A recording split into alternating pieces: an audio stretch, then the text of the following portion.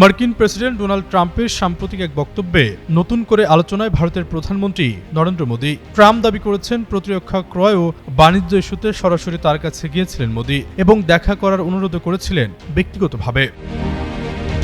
House GOP member রিট্রিটে দেওয়া বক্তব্যে Trump বলেন, অ্যাপাচি হেলিকপ্টারের অর্ডার দিয়ে ৫ বছর অপেক্ষায় ছিল ভারত। এ সময় মোদী দেখা করতে এসে বলেন, স্যার, আমি কি আপনার সঙ্গে দেখা করতে পারি? এরপরে বিষয়টি এগোতে শুরু করে বলে দাবি করেন ট্রাম্প।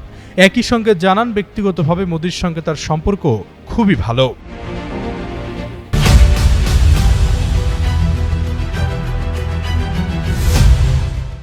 তবে শুল্ক বা ট্যারিফ দিয়ে মোদীর অসন্তোষের কথা প্রকাশ করেন মার্কিন প্রেসিডেন্ট। তার দাবি, ভারতের উপর আরোপিত বেশি শুল্কের কারণে সম্পর্ক কিছুটা টানাপোড়েন তৈরি হয়েছে। যদিও ট্রাম্প বলেন, শুল্কের কারণে আমেরিকার অর্থনীতি শক্তিশালী হচ্ছে এবং বিপুল অর্থ যুক্ত হচ্ছে জাতীয় কোষাগারে।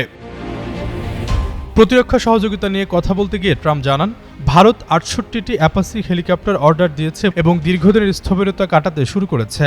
তবে রাশিয়ার তেল ইস্যুতেও বাড়তি চাপের ইঙ্গিত দেন ট্রাম্প। সতর্ক করে বলেন, রুশ তেল কেনা বন্ধে সহযোগিতা না করলে ভারতের উপর শুল্ক আরও বাড়তে পারে। মোদীকে ভালো মানুষ আখ্যা দিয়ে ট্রাম্প বলেন, সম্পর্ক বজায় রাখাই দুই দেশের জন্য অতি গুরুত্বপূর্ণ।